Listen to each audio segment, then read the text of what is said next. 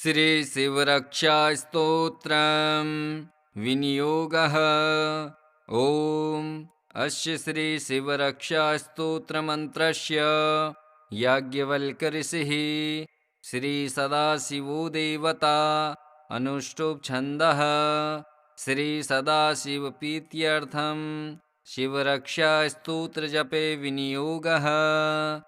ओम चरितं देवदेवस्य महादेवस्य पावनम् अपारं परमोदारं चतुर्वर्गस्य साधनं गौरीविनायकोपेतं पञ्चवक्त्रं त्रिनेत्रकं शिवं ध्यात्वा दशभुजं शिवरक्षा पठे नरः।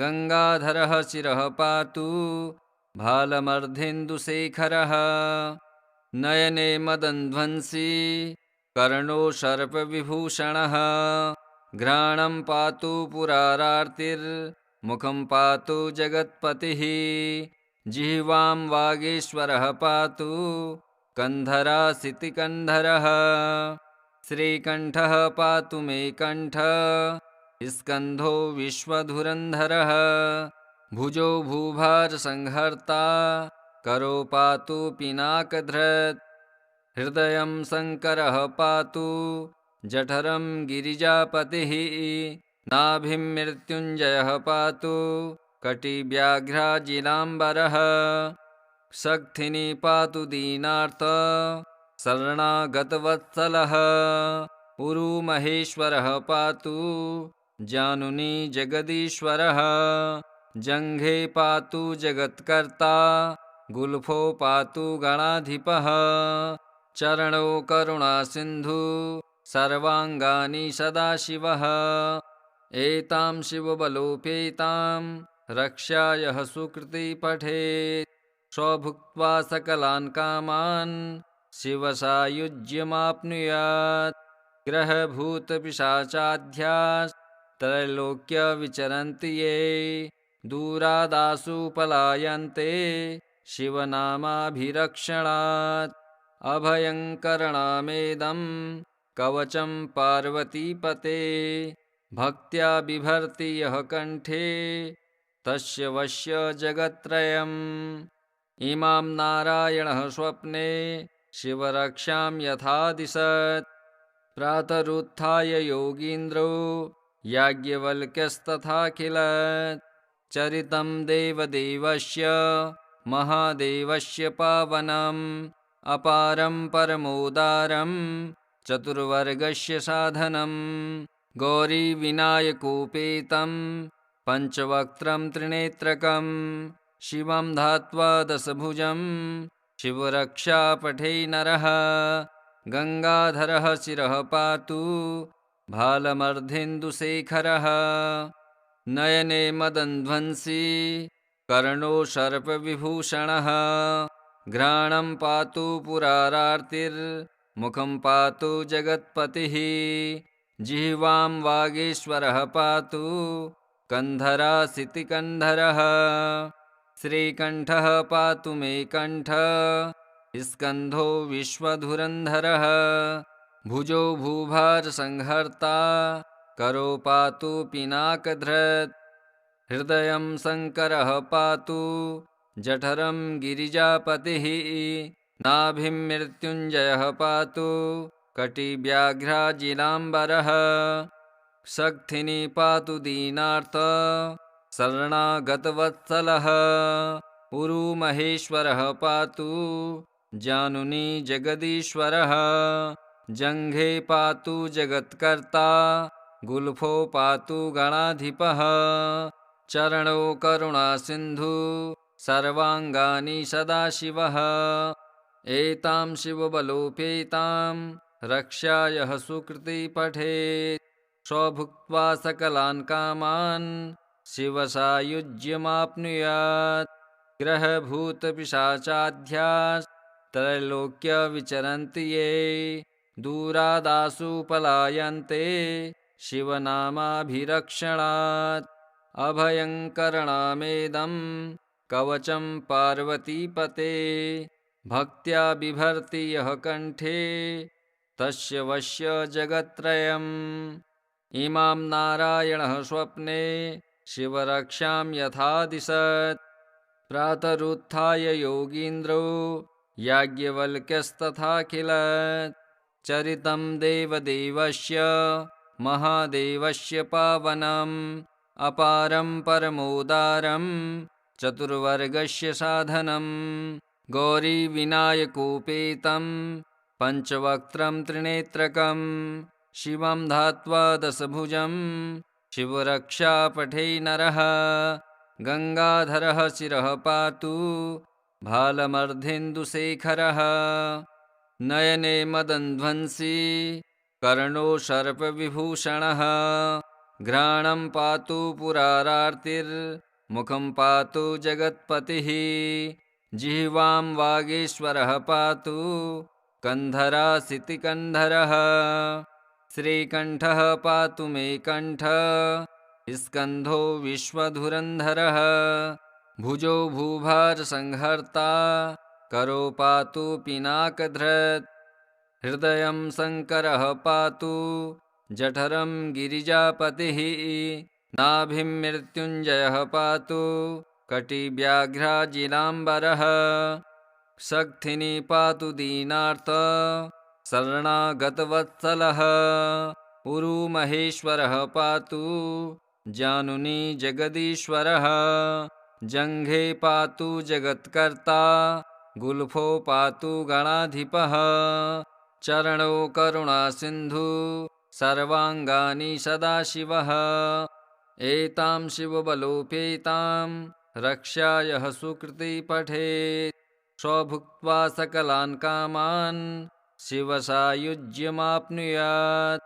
ग्रहभूतपिशाचाध्यास्त्रैलोक्य विचरन्ति ये दूरादासु पलायन्ते शिवनामाभिरक्षणात्। अभयङ्करणामेदं कवचं पार्वतीपते। भक्त्या बिभर्ति यः कण्ठे तस्य वश्य जगत्त्रयम्। इमां नारायणः स्वप्ने शिवरक्षां यथा दिशत्। प्रातरुत्थाय योगीन्द्रो याज्ञवल्क्यस्तथाखिलत्। चरितं देवदेवस्य महादेवस्य पावनम् अपारं परमोदारं चतुर्वर्गस्य साधनम्। गौरीविनायकोपेतं पञ्चवक्त्रं त्रिनेत्रकं शिवं ध्यात्वा दशभुजं शिवरक्षा पठे नरः।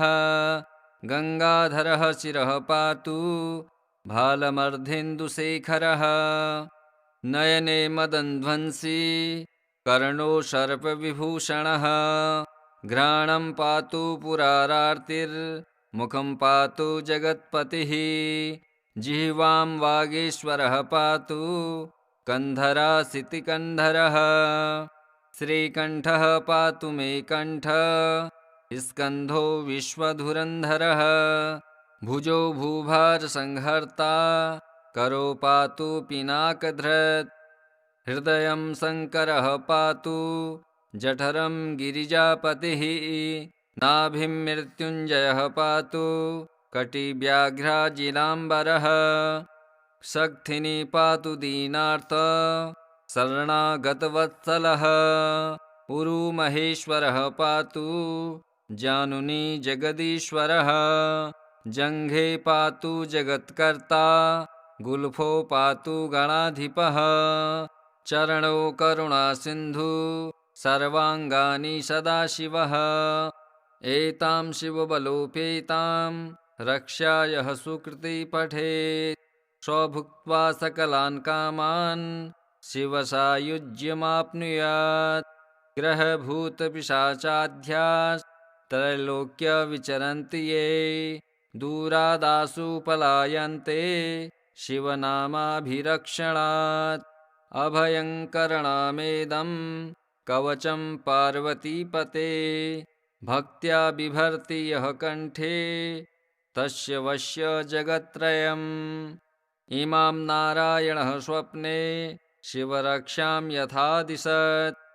प्रातरुत्थाय योगीन्द्रो याज्ञवल्क्यस्तथाखिल चरितं देवदेवस्य महादेवस्य पावनम् अपारं परमोदारं चतुर्वर्गस्य साधनं गौरीविनायकोपेतं पञ्चवक्त्रं त्रिनेत्रकं शिवं ध्यात्वा दशभुजं शिवरक्षा पठे नरः गङ्गाधरः शिरः पातु भालमर्धेन्दुशेखरः नयने मदन्ध्वंसी कर्णो सर्पविभूषणः घ्राणं पातु पुरारार्तिर्मुखं पातु जगत्पतिः जिह्वां वागीश्वरः पातु कन्धरासितिकन्धरः श्रीकण्ठः पातु मे कण्ठ स्कन्धो विश्वधुरन्धरः भुजो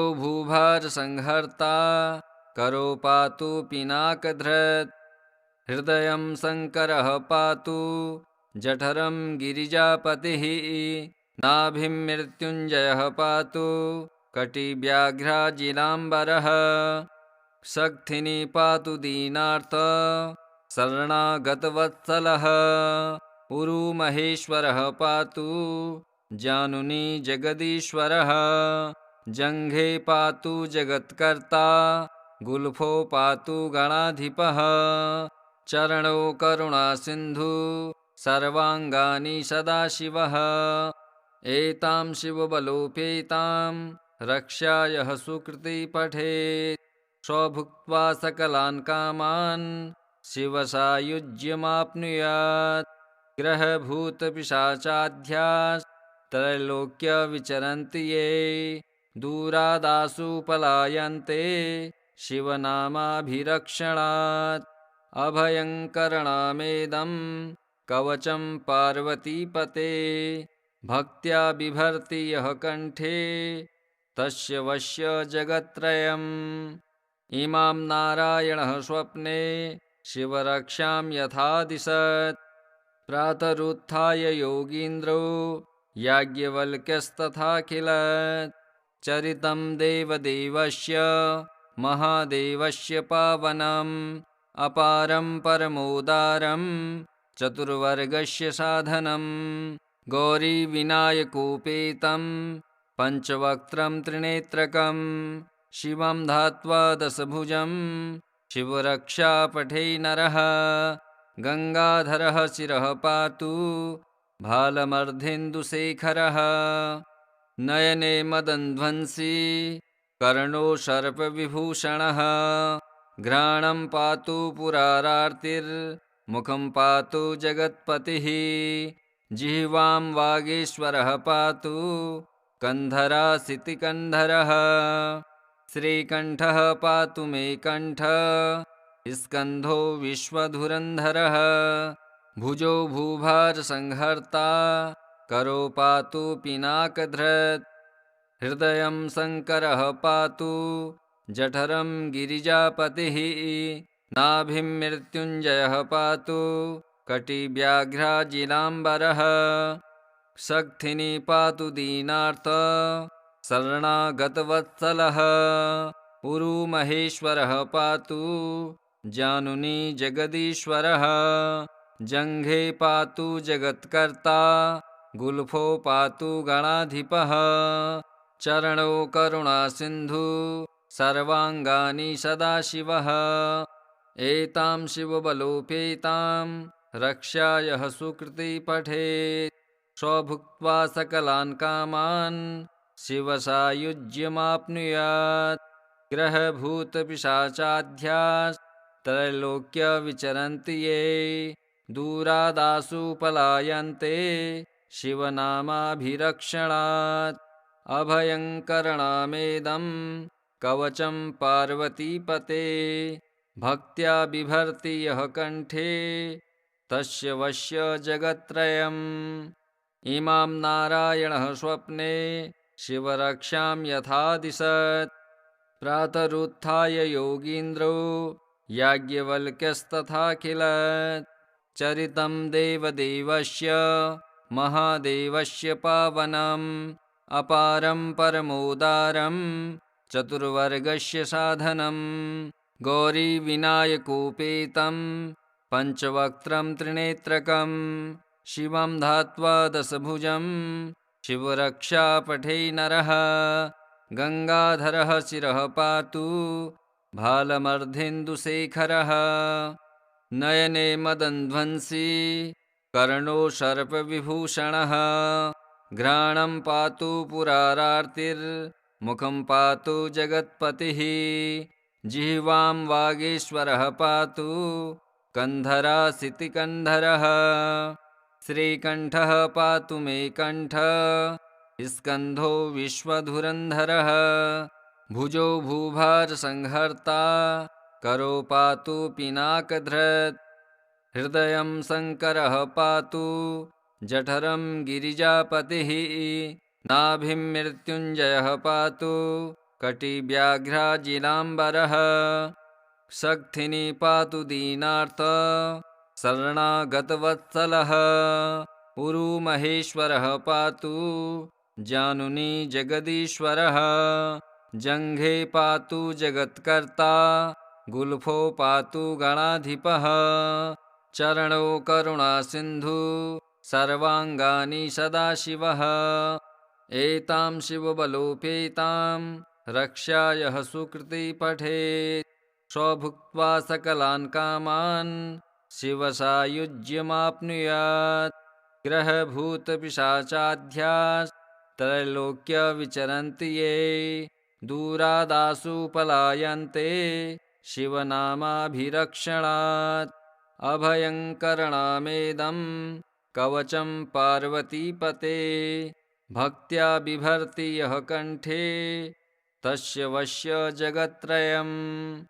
इमां नारायणः स्वप्ने शिवरक्षां यथा दिशत्। प्रातरुत्थाय योगीन्द्रो याज्ञवल्क्यस्तथाखिलत्। चरितं देवदेवस्य महादेवस्य पावनम् अपारं परमोदारं चतुर्वर्गस्य साधनम्। गौरीविनायकोपेतं पञ्चवक्त्रं त्रिनेत्रकं शिवं ध्यात्वा दशभुजं शिवरक्षा पठे नरः।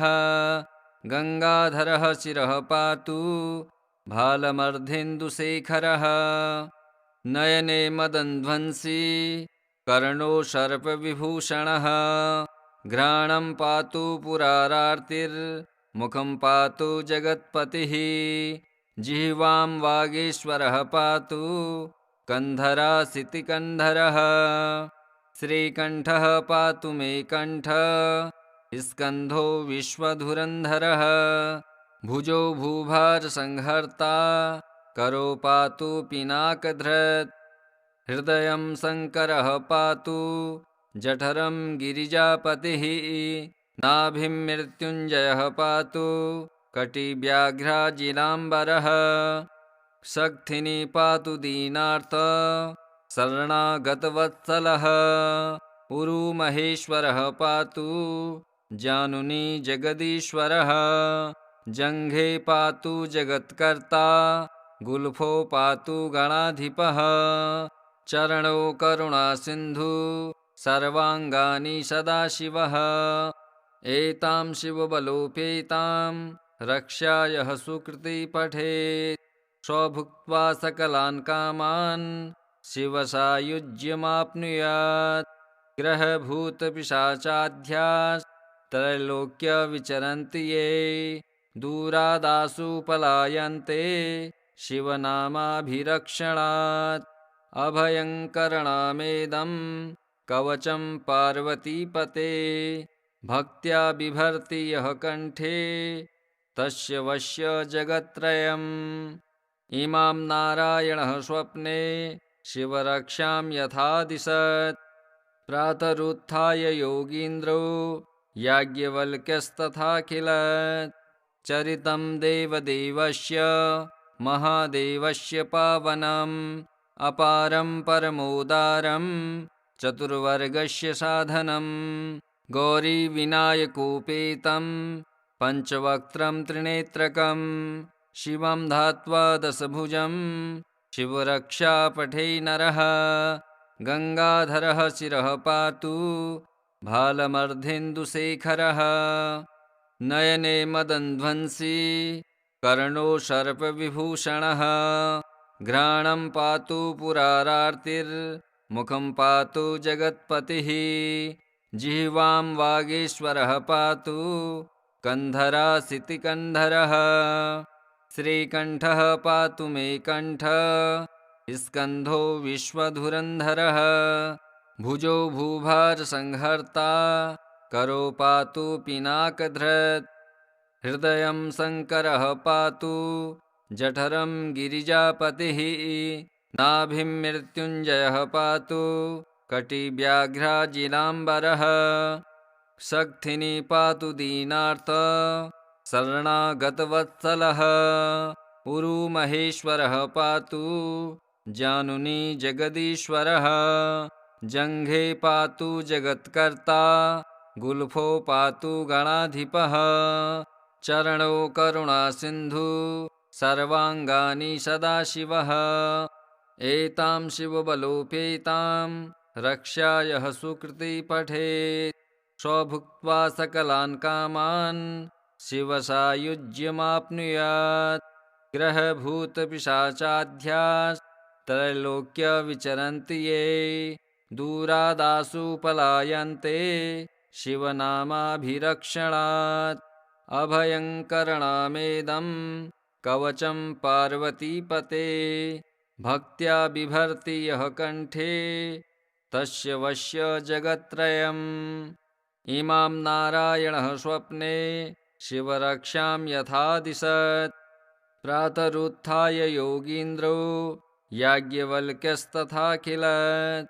चरितं देवदेवस्य महादेवस्य पावनम् अपारं परमोदारं चतुर्वर्गस्य साधनं गौरीविनायकोपेतं पञ्चवक्त्रं त्रिनेत्रकं शिवं ध्यात्वा दशभुजं शिवरक्षा पठे नरः गङ्गाधरः शिरः पातु भालमर्धेन्दुशेखरः नयने मदन्ध्वंसी कर्णो सर्पविभूषणः घ्राणं पातु पुरारार्तिर्मुखं पातु जगत्पतिः जिह्वां वागीश्वरः पातु कन्धरासितिकन्धरः श्रीकण्ठः पातु मे कण्ठ स्कन्धो विश्वधुरन्धरः भुजो भूभारसंहर्ता करो पातु पिनाकधृत् हृदयं शङ्करः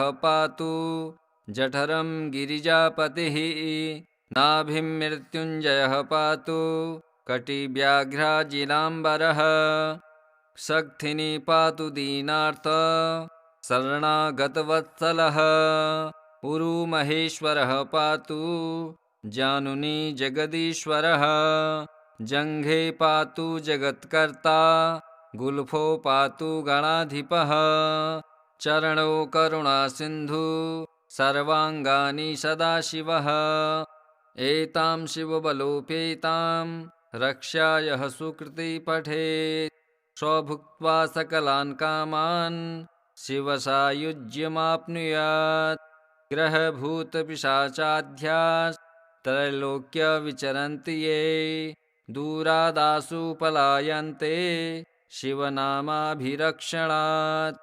अभयङ्करणामेदं कवचं पार्वतीपते भक्त्या बिभर्ति यः कण्ठे तस्य वश्य जगत्त्रयम् इमां नारायणः स्वप्ने शिवरक्षां यथा दिशत् प्रातरुत्थाय योगीन्द्रो याज्ञवल्क्यस्तथाखिलत् चरितं देवदेवस्य महादेवस्य पावनम् अपारं परमोदारं चतुर्वर्गस्य साधनं गौरीविनायकोपेतं पञ्चवक्त्रं त्रिनेत्रकं शिवं ध्यात्वा दशभुजं शिवरक्षा पठे नरः गङ्गाधरः शिरः पातु भालमर्धेन्दुशेखरः नयने मदन्ध्वंसी कर्णो सर्पविभूषणः घ्राणं पातु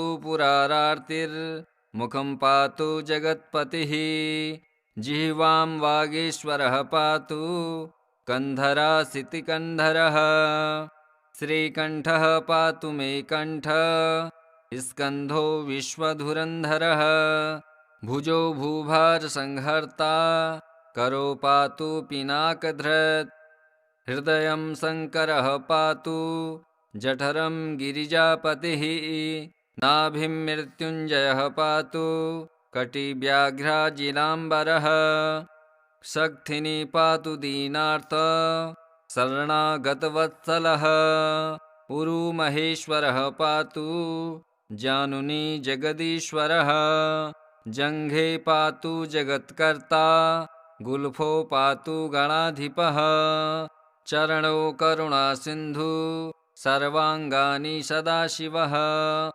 एतां शिवबलोपेतां रक्षायः सुकृति पठेत् स्वभुक्त्वा सकलान् कामान् शिवसायुज्यमाप्नुयात् ग्रहभूतपिशाचाध्यास्त्रैलोक्यविचरन्ति ये दूरादासु पलायन्ते शिवनामाभिरक्षणात् अभयङ्करणामेदं कवचं पार्वतीपते भक्त्या बिभर्ति यः कण्ठे तस्य वश्य जगत्त्रयम् इमां नारायणः स्वप्ने शिवरक्षां यथा दिशत् प्रातरुत्थाय योगीन्द्रो याज्ञवल्क्यस्तथाखिलत् श्रीशिवरक्षास्तोत्रम् श्रीशिवार्पणमस्तु। ॐ श्रीशिवाय नमः।